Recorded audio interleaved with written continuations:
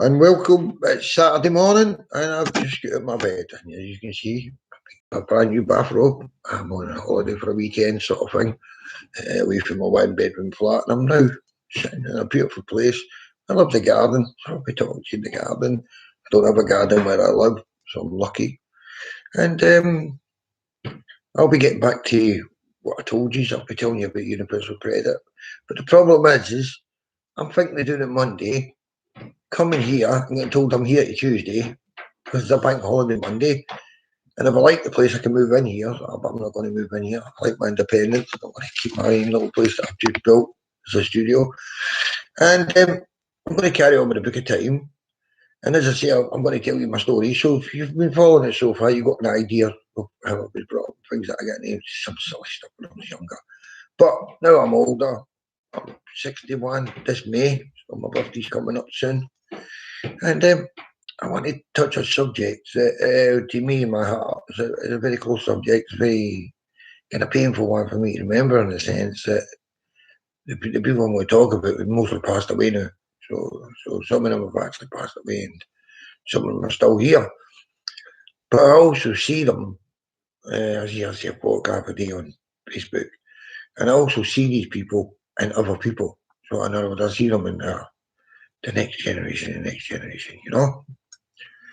Anyway, let's go through it, and you'll understand as it goes along.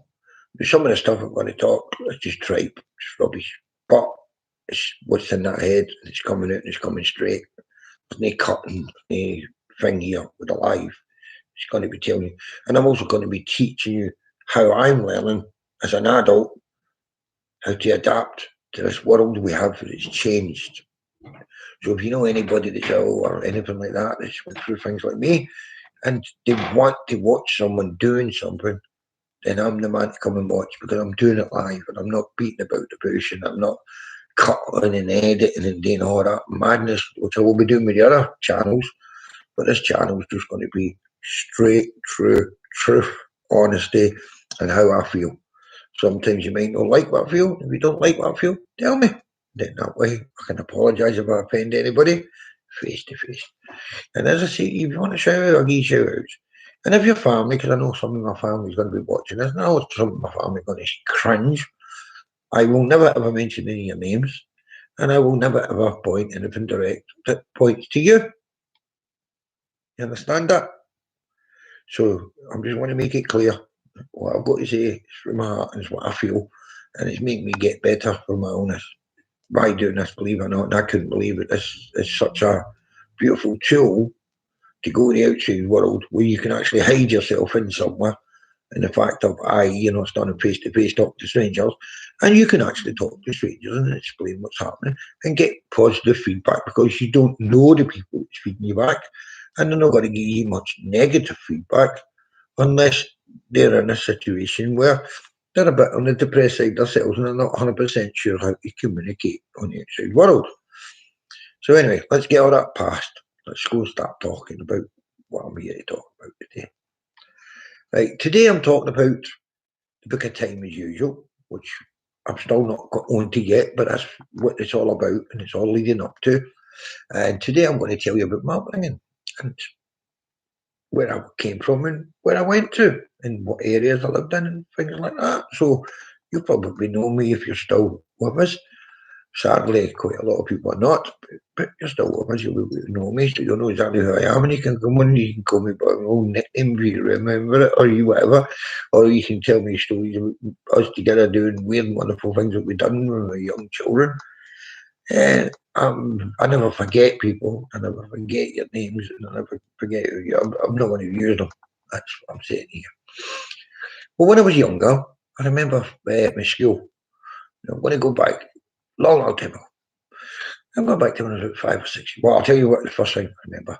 I remember my Holy Communion. I remember that photograph of this beautiful little girl in the middle, and it was me at one side looking at her, and at the same time it was my brother at the other side, who's 11 months older than me, looking at this beautiful little girl. And that's a memory I have, is that photograph. It brings back such a memory. I always remember. Every time I see that picture, I always remember. I don't know what the girl's name was or nothing. there's something gone wrong with my connection and it's not telling me exactly what it is. So here we go again. The computer started to tell me my connection's a bit sort of funny. So if you can't see me, then that's why. Anyway, that's one of my memories, and that was a lovely memory. But my first day at school as a 5-year-old was not a memorable thing. It was a kind of horrible day rather than a good day to go to school as a 5-year-old. I remember mum, dad, granny, granddad, Madden, that is.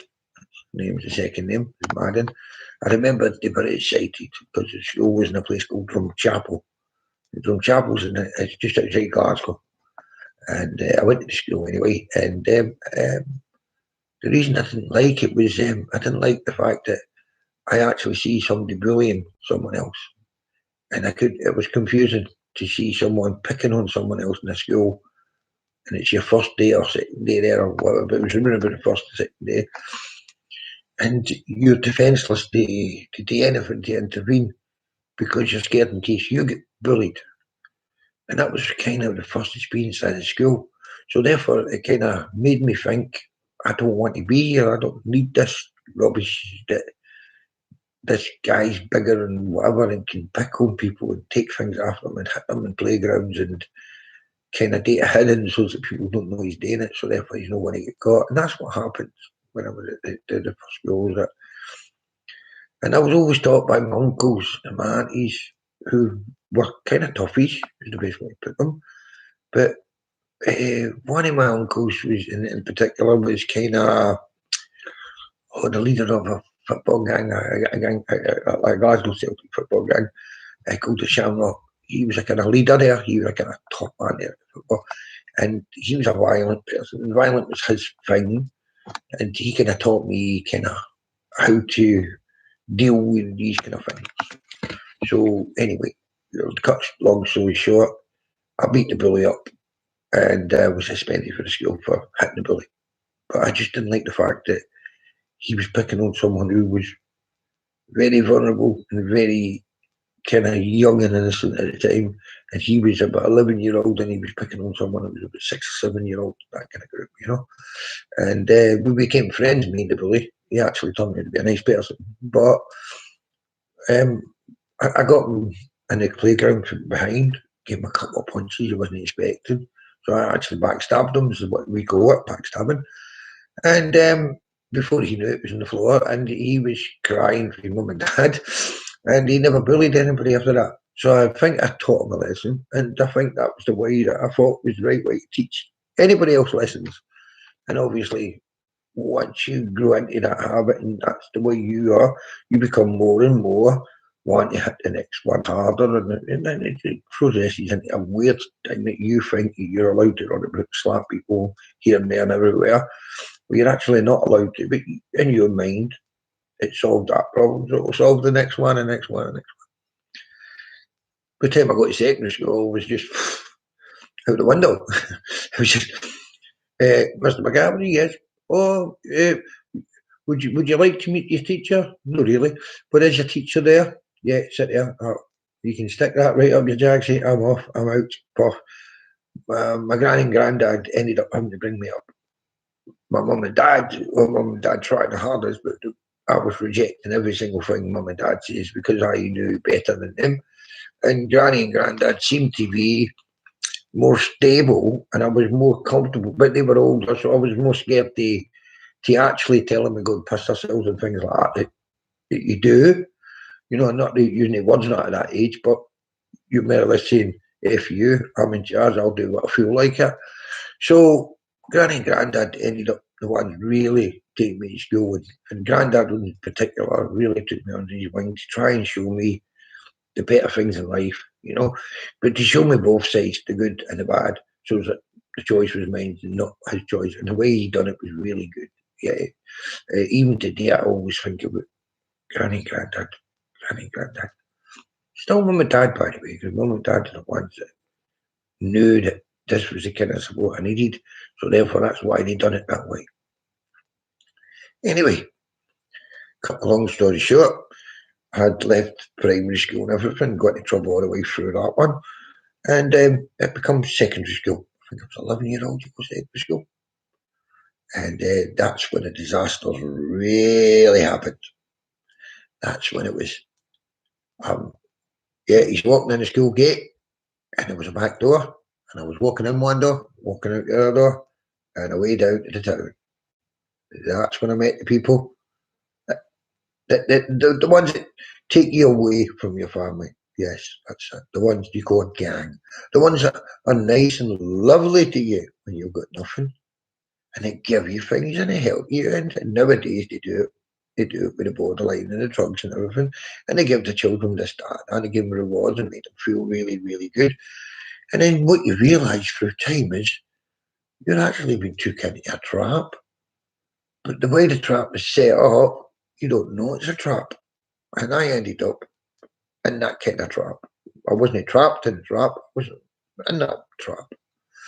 And I was out there shoplifting and doing all that weird stuff and pickpocketing and stealing and As a gang, we done it as a team.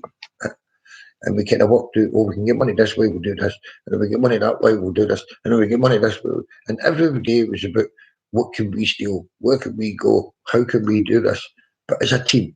Yeah, not as a one individual person, not as one person walking down the city centre stealing, but a gang of 5 here. There was about 22 of us in the gang, and we'd meet up every day in a calf. It would be cool when the calf would be called Wimpy, and we'd all have the best of food and else, and we'd all wear the best of clothing. You wouldn't wear a suit unless it was made to measure. You understand? And it wasn't a suit that was off the peg because it was a bit cheaper. No. Your one had to be made to measure. Terry Brogues, which is the favourite brogues I used to love wearing, and you wouldn't buy the Terry Brogues off the shelf. No. They weren't good enough for you. You'd buy them for playing about with you, but you'd have to buy your special type and your special size and everything else. And everything was about appearance. Everything was about I look the business, and we did look the business, and we did look like rich people that have come from some big mansion that has loads and loads of money into, but we all came from poor places where mum and dad were dying of starvation and getting social security benefits. There was nothing going. There was no extras.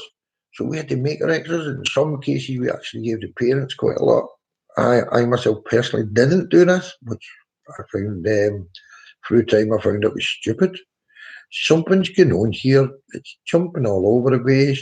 It's telling me custom emojis, whatever that means. And there's people putting thumbs up, whatever that means. I don't know what all this means. It's because it's my first time doing this.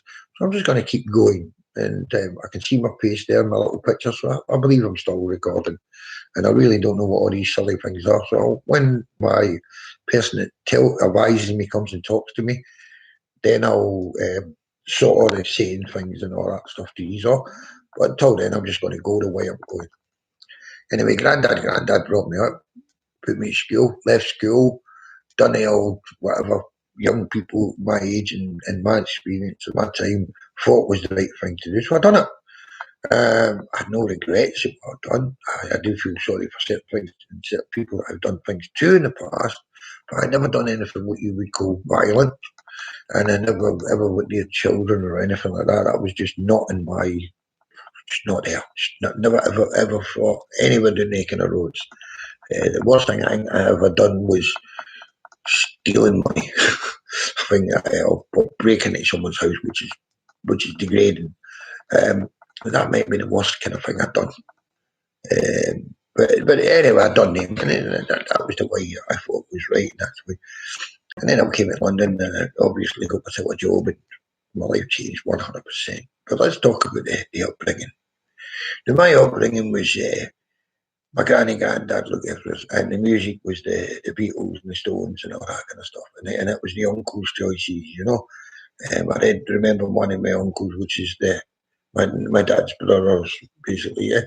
And I remember the music and the Moody Blues and all that kind of stuff, and what kind of music ran. And I remember one of my uncles, he came from a school voice, and he was like a brother rather than an uncle, and it's one of his grandchildren I seen this morning on the thing. And he was lovely, lovely. He looked after me. He still does look after me, even though I'm in the 60s. He still chatting to me this. And then his older brother, another one that I'm very close to. And when he got married, I was very close to his wife. So I was still very close to his wife and everything else. Now my things jumped about and went a bit crazy. Well, this is jumping about all the time now, so I don't know who's touching my computer because it seems to be going bigger, smaller, bigger, smaller. So I don't know what's going on here. So I don't know if there's someone out there playing on my computer or not, because I'm not a computer literate guy. And I will be talking to the person who tells me what to do on this and ask them, why does it keep jumping up like a yo-yo? Could it be that I've just spilt some coffee on this little thing here and I have messed my brand new laptop up? Andy, you're in trouble again. But I do know that the light's on and there's a white light on the camera, so I believe that I'm still talking, I'm still recording. So let's find all this out through time, yeah. So anyway, let's talk about the granny and granddad bringing you up and how the granny and granddad taught you how to become a man and you didn't realise what they were teaching you because you thought it was just being granny and granddad, right? So granny, she used to make toffee apples, which is toffee stuff that you put in an apple and you wrap it and you eat them. And she used to make them in the bath, but she used to make tablet. She used to make stuff like that. And my granddad was a seller. He'd go out and sell stuff. And it was amazing what you learnt by someone that was older than you that could sell. And all day long, not just the odd one thing and the odd little thing here. And everywhere you went with him, he knew everyone. He knew everyone. You'd go from one end of Glasgow to the other end of Glasgow, and he knew everybody. And everybody would have a nice hi to him, and he'd have a nice back hi. And I used to say to him, how come you know so many people? If you don't know them, you can't make no money because we buy and sell stuff. And we used to go to cash and carry called Bashers. Whole family, everybody used to go there because Grandad taught everybody how to buy and sell. And we made a comfortable living. We didn't make millions of pounds because we weren't in to make millions of pounds. If we were, we'd probably all be millionaires like the Only Fools and Horses thing. We'd probably be there. We'd probably be millionaires before Dell made it. But we weren't really comfortable and still that way with the family, I believe. Comfortable and not we want to be owning big mansions and running about with Rolls Royces and looking down on people. We really don't want to even go near that road. I think we're the total opposite. We'd love to see people that's no got become something and spread that wealth amongst us all and not go too high and too I am above whatever person I'm above, because we've now learned in life that we ain't above no one. We're human beings before we're anything else. And I was taught that. I didn't realise what I was getting taught and going down the wrong track, and they were trying to get me down the right track. And it I just didn't have the brain at the time. The brain just wasn't there. It was just me trying. Anyway, they're the ones that set me up for life. My granny and granddad, my uncles and aunties. And that's both sides of my family. That's my mum's side and my dad's side. And both my mum and dad's sides, the ones that were sensible, that were actually telling me what was right or wrong, as far as I was concerned, they were idiots. That was me. I thought they were just clowns, you know. You'd sit down and give me advice, and I'd be sitting there going, yeah. And then I'd be walking to the next door and going, what a clown. And then walking away doing my thing, not realising that they were advising me. And they were helping me. And I was just too ignorant to listen to what the advice I was getting because I had money in my pocket. You know, I keep singing that song, money in my pocket, and I just got no love. Could be going down that road. You understand what I mean? So this is the kind of thing that I was when I was younger. This is what I was like. And it took me a long time to understand that I was not invincible. I was not the big hard man I thought I was. I was not all these little things that I'd grown up to be and thought as a child to an adult. So if you're out there and you're going up that road, a little bit of advice to you, jump off it. Jump off that road. Try the other road. The other road to success is actually much better for you. It's a harder road, it's not easy, but the benefits you get to keep. On that road I was on, now, not when I was younger, but now, you get caught, mate, the whole lot disappears. Everything, down to your last pair of shoes, gone, because of where you got it from. But you go the other road, no one touch anything. No one touch anything. So that's what happened with me. So now I'm in a situation where for a couple of us done well. 40, 50 years, I've never seen a handcuff in my hand. So I've done well that way. Lucky enough never to get into major crime. And if I did get into major crime, I think I would be one of these heroin dealers because the money's there. I think I'd have been doing that road. I think that road is where I would have jumped to next. So thank God I moved and thank God I never got involved with it. Thank God I never even seen the drug scene, and I've still never seen it. I've walked away from every time, and I've like anybody involved with high to the oak, by God. Anybody involved with criminality, high to the oak, by God. Not interested. Done all that. Learnt my mistakes. Thank God I've learnt my mistakes. Went to institutions like prison and things like this, where it was always their bad. It was always their fault. It was never my fault. Then after all these kind of time, like, you see they help you, and at the time you think they ain't helping me. But then when you think about things and you go the way I went, they actually did help me, which is surprising. But they helped me after I'd left, after I was a long time away from them, because they gave me that thing to think about. Oh, I remember when I spent a week in isolation. I remember when I done this. I remember when I done that. So to me, all that I was involved with is actually education. So to me, that's education, and it's education that should be shared, and other people should learn by, because I've done it.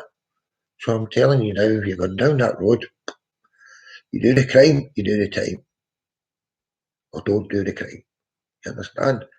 If you don't want a family and children, go on down that road of doing the crime, because you can't drag a family and children in the world and expect the children to die of starvation because you decide you're going to go and do something, and that poor little child and that mum, if you're a person, a man, and if you're a female, goes the same, leaving the dad there with it. You don't expect them. You don't bring them into the world to make them worse. You bring them out to make a better world for them. You understand? But it's hard to learn that one, and it's hard to put that through you. And you can't make you do that. You can advise. So I'm not telling you what to do. I'm saying if I was in your shoes, I'd look. I'm not telling you to look. I'm telling you what I would do if I was in your shoes. So you make your own mind up. I never ever tell you to do something because it backfires every time. And if you've got children, learn how to talk to them. Have a monthly meeting, sit with the whole family, and see how that experiment goes. Because that's what I done with my children, and my wife, most beautiful woman in the world, by the way, most beautiful woman in the world, still today. But we have a few little not living with each other thing kind of problems, but that's personal. Yeah. Yeah, so basically tomorrow or later on today, we'll go back live. We're going to be talking about Bear, and I'm going to try and find out exactly what went wrong here, because I can see a big funny dot. It's a YouTube dot, and it says the word studio, and I've got 3 lines, but I don't know what they mean yet, and that's what I see. So whether this is all coming out live, whether it's all coming out the way I wanted to do, because it took me a while to set all this up, let's find out. But I did drop some of this coffee on the edge of this, and I'm hoping I'm not messed up this brand new computer that took me 3 months to get money to get to buy, just to do this, to find out that the first time I got it, I have to go and get myself a new computer or something. So let's hope this doesn't happen, because I've just bought a new phone, and I want to go out the phone to tell you to repeat it's here.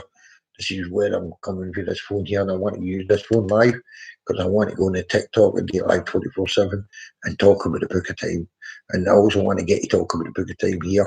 I also want to get a live on this Universal Credit on Tuesday morning, not Monday morning. And let's see if writing about creating a YouTube channel, creating a TikTok channel, writing ebooks, getting memberships out there, getting people to sign up and join us, giving away free presents and all that stuff. I want to know if that's a business or not a business, but I've been told it's not a business. So that's what the phone call's about Tuesday. So come and join me on that phone call. And if they put the phone down, that's down to them, because I am actually going to tell that I'm recording for training purposes, because the recording's going to learn me how to react when I get told I can't get something I'm entitled to. So I like to do that, and I'd like to remember it. And because my memory's not the greatest memory in the world, both if I have to do any injections and anything like this, or I have to take the tablets, I'll try and do it before I even come on here. But if I have to do during that, and I say to you, hey, I'm feeling a wee bit dizzy, that means I'm going to go to the fridge, pick out a needle, come in, bosh, and that's time if you don't like needles and things like that. I'll say I'm doing a needle, turn your back, takes 10 seconds, 20 seconds, gives me a couple of seconds to get through it. The dizziness starts going to be weirder, and then I know that I've took enough medication to keep me going for the next day. So there's things like that I've got to do every day, and sometimes I forget them, and that's why I'm telling you, pre-warning you that there might be a case where I do that. Then there's other times when I can't pick things up because my hands are totally gone. They're totally gone. I can't again. Let's see who's on the phone here, because I talk live, by the way. Hey, where's my daughter? Let's see what she's got to say. Oh, hello? Hello, Hen. How are you? You're live on the internet, just like you know, yeah?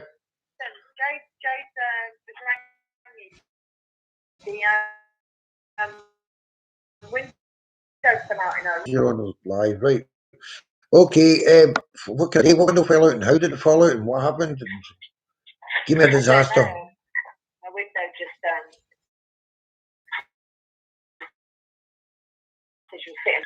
so it fell out. No, I don't mean that. I'm just wondering if people downstairs with the glass and all that. No, nothing smashed. Right. Thank God. You didn't touch it, it just fell. Right, okay, so she wasn't at the window when the window just fell out. Right. Did the window fall downstairs and smash down on the ground? Right. So what you're saying is the window's hanging outside by one rope. It's inside the house by one rope. Yeah. Right, okay. And when it things, so the wooden's there and it swung in and out the window and it's landed on her bed and she's put it at the side, it's safe and everything's safe, yeah? No. And what I'm trying to tell, what I'm trying to ask you is the window in a position where it's dangerous that somebody can hurt themselves?